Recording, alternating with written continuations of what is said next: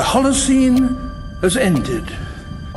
What we do now, and in the next few years, will profoundly affect the next few thousand years. The only conditions modern humans have ever known so far are changing, and changing fast. Nothing stays the same on this planet. Everything changes. The Earth is going into one of these jumps, and you don't know what is going to be on the other side of those jumps. The Earth is always jumping.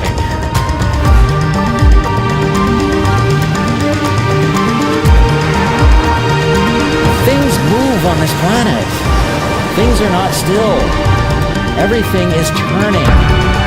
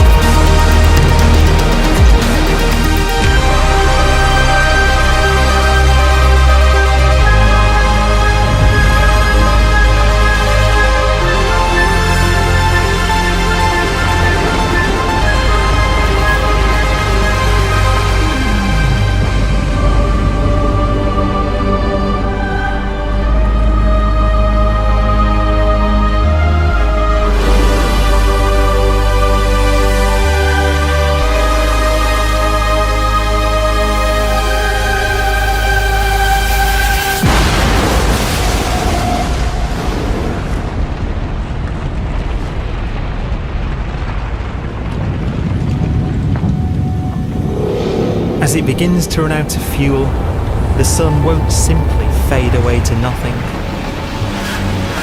Its core will collapse, and the extra heat this generates will cause its outer layers to expand.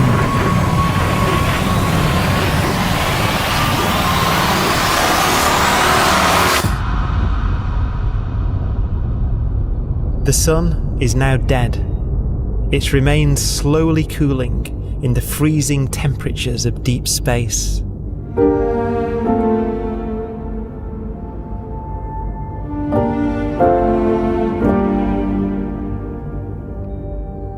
The fate of the sun is the same as for all stars.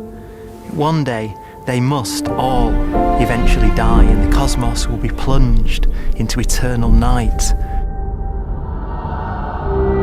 All stars eventually will run out of fuel.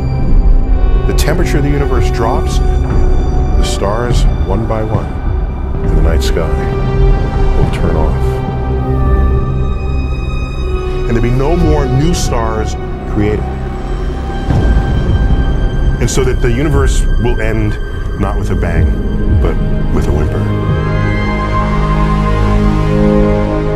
And not in fire, but in ice.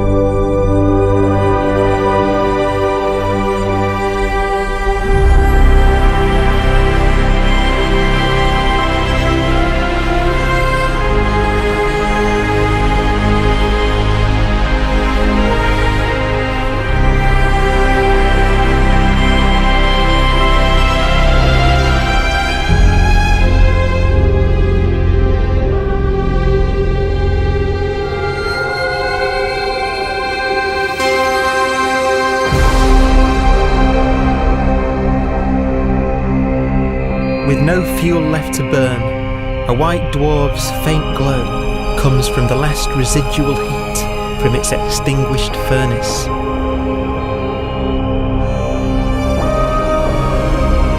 Looking at it from where the Earth is now, it would only generate the same amount of light as the full moon on a clear night.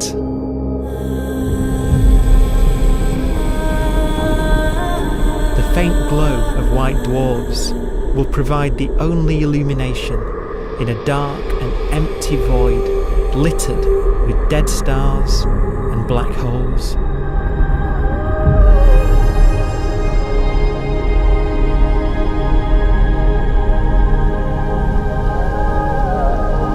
some ways, it's kind of a ghost universe. It's the corpses, the zombie stars, that will take us into the future.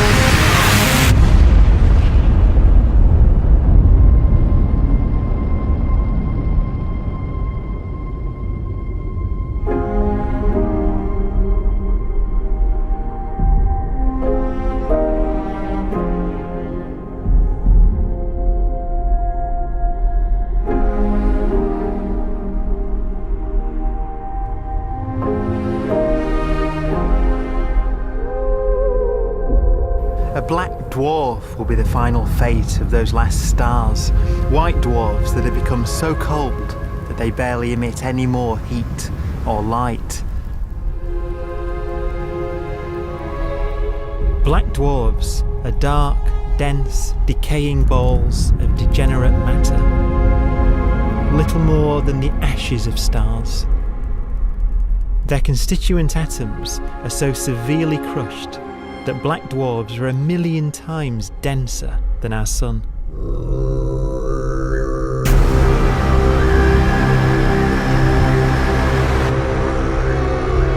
Stars take so long to reach this point, we believe there are currently no black dwarfs in the universe.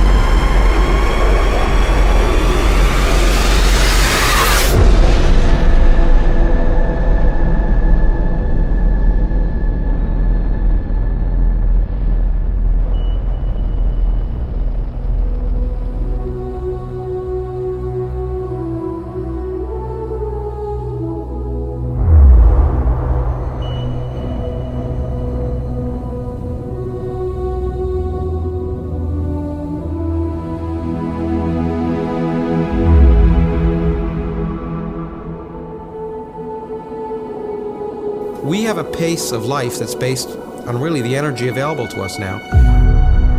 You could imagine living conscious systems which have a very different pace and therefore can extend out at least a lot farther than you'd imagine otherwise.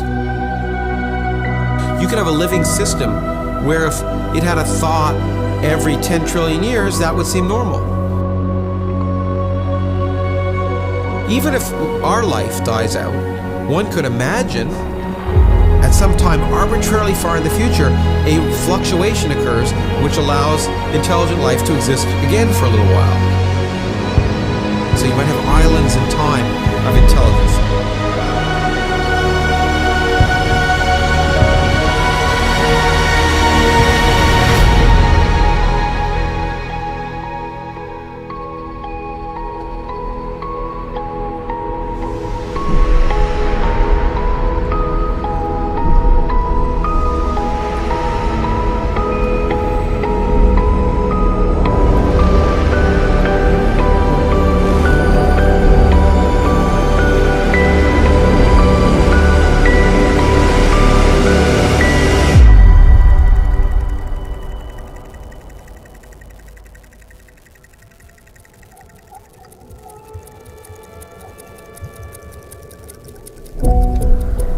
Proton, one of the fundamental building blocks of atomic matter, of what makes us up, can just spontaneously fall apart.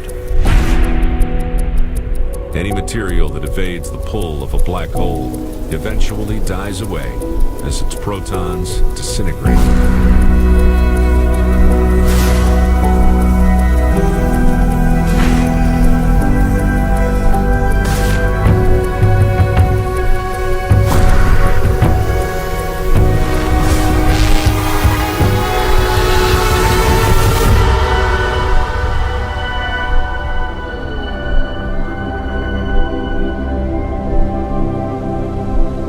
The matter inside black dwarfs, the last matter in the universe, will eventually evaporate away and be carried off into the void as radiation, leaving absolutely nothing behind.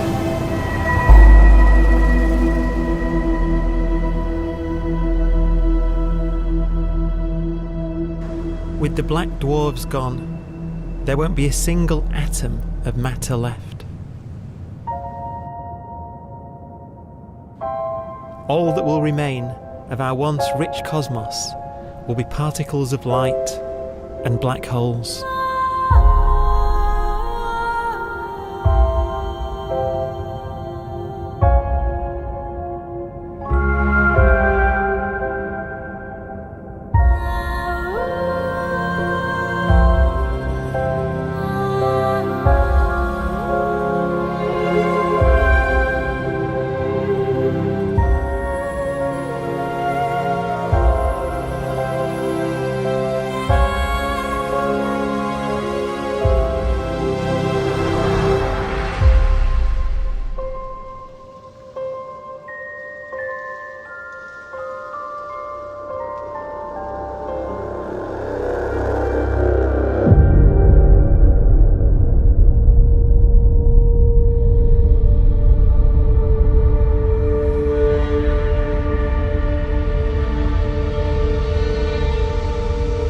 The arrow of time creates a bright window in the universe's adolescence, during which life is possible.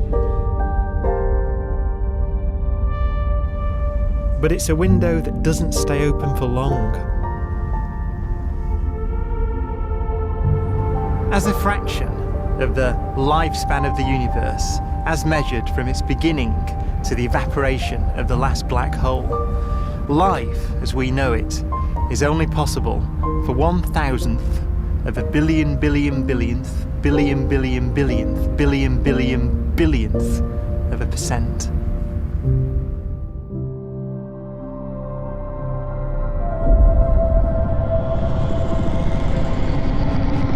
Black holes become the fundamental building block of the universe. A galaxy will basically be a supermassive black hole in a center with smaller black holes orbiting it. Zombie galaxies filled with black holes continue to evolve. They'll eat each other and they'll get bigger, and maybe they'll fall into the supermassive black hole and it'll get bigger. The universe will still be an exciting, dynamic place. It's just that the timescales you're talking about are now trillions of years instead of thousands or millions of years.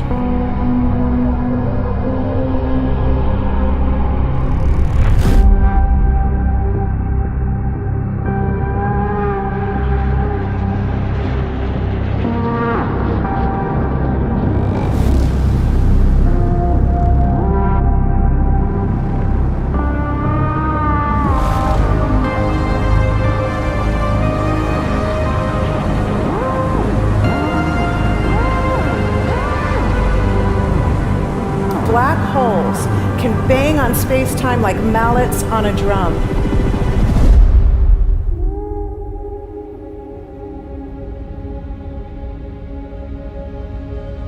And they have a very characteristic song.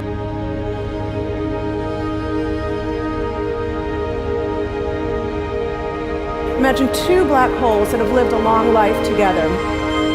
At the end of their lives, they're going around each other, crossing thousands of kilometers in a fraction of a second. As they do so, they leave behind in their wake a ringing of space, an actual wave on space-time.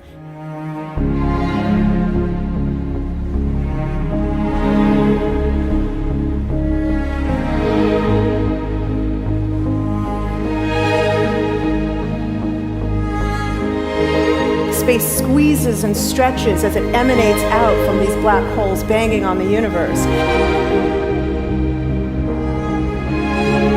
Those are the gravitational waves. They are literally the sounds of space ringing.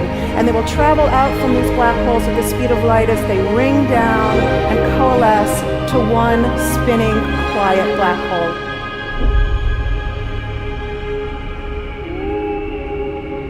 If you were standing near enough, your ear would resonate with the squeezing and stretching of space. You would literally hear the sound.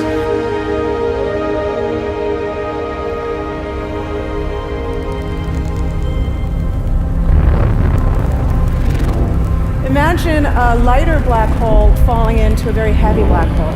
The sound you're hearing is a light black hole banging on space each time it gets close.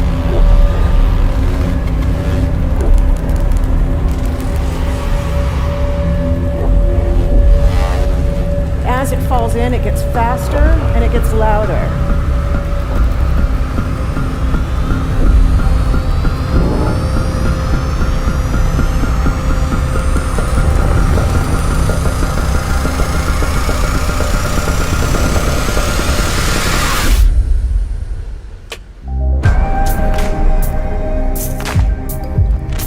Scientists used to think black holes were immortal, but even these will one day die.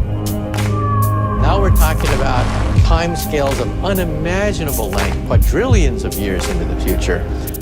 On that timescale, even the black holes begin to evaporate.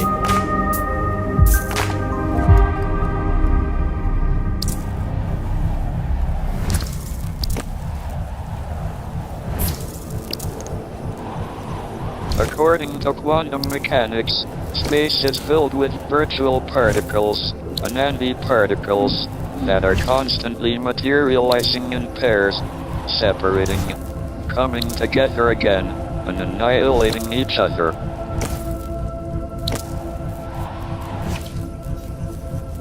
In the presence of a black hole, one member of a pair of virtual particles may fall into the hole, leaving the other member without a partner with which to annihilate. The forsaken particle appears to be radiation emitted by the black hole. And so, black holes are not eternal. They evaporate away at an increasing rate until they vanish in a gigantic explosion.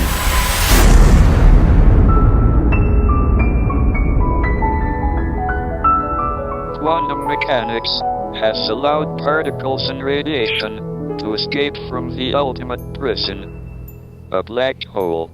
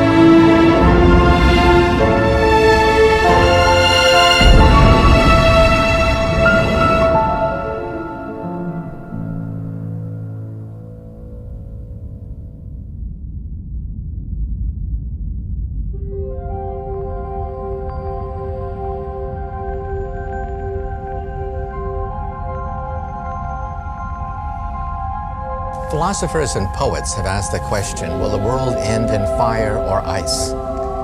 We can now give an answer. The latest evidence shows that the universe is not slowing down, but it's speeding up out of control. And the universe, we think, will die in ice. Trillions upon trillions of years from now. Empty space itself has energy. In every little cubic centimeter of space, whether or not there's stuff whether or not there's particles, matter, radiation, or whatever, there is still energy, even in the space itself. And this energy, according to Einstein, exerts a push on the universe. What is the weird stuff that's accelerating the universe? We call it dark energy. And this stuff is the dominant stuff of the universe. Almost 3/4 of the matter-energy content of the universe is this dark energy. And we don't know what it is. Dark energy, unlike matter or radiation, does not dilute away as the universe expands. This has crucial implications for what the universe is going to do in the future. So what will be the future of the universe? Well, if the dark energy remains dominant and repulsive, the universe will expand forever.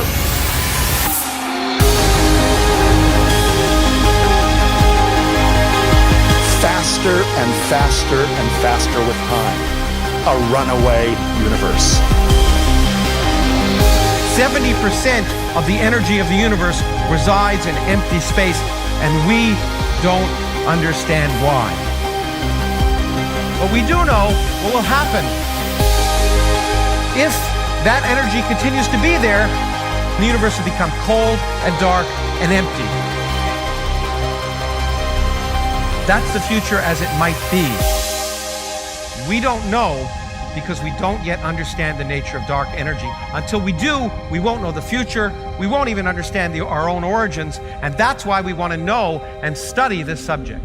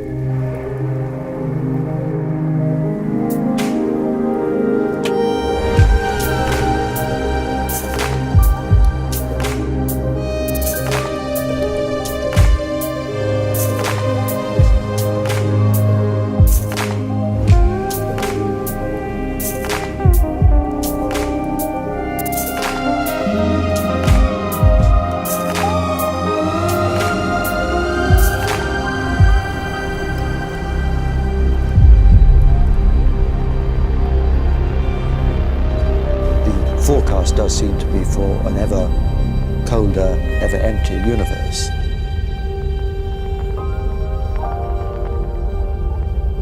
But then, of course, we have to ask, could that end lead to a new beginning? And there are ideas whereby what actually is the end of our universe could in some sense be linked to the beginning of a new one.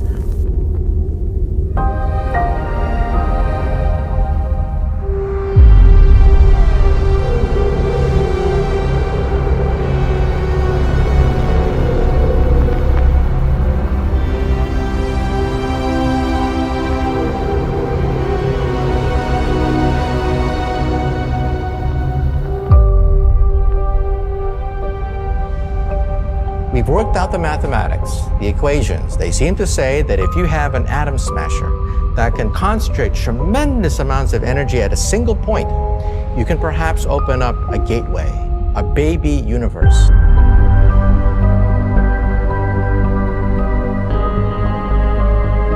Facing the death of everything there is, this perhaps is their only possibility of escape. And this also raises a very intriguing possibility, sheer speculation of course, that perhaps any universe that has intelligent life in it will create baby universes, will create lifeboats, and proliferate child universes. So an evolution may take among universes in the multiverse. Survival of the fittest may take place. So those universes which do not have intelligent life are infertile. They have no children. But Those universes that have mild temperatures, stars like us, would create civilizations that could open up child universes, and they would then proliferate.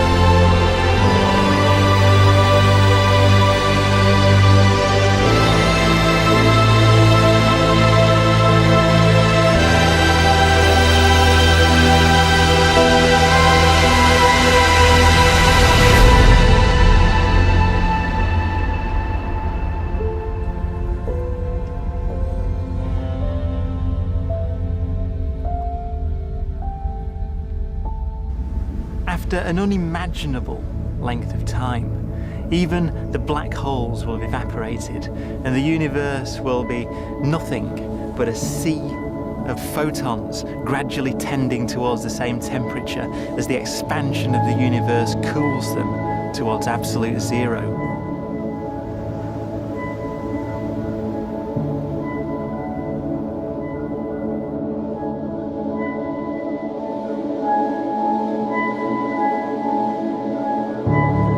Once the very last remnants of the very last stars have finally decayed away to nothing, and everything reaches the same temperature, the story of the universe finally comes to an end. For the first time in its life, the universe will be permanent and unchanging. Entropy finally stops increasing because the cosmos cannot get any more disordered. Nothing happens, and it keeps not happening forever.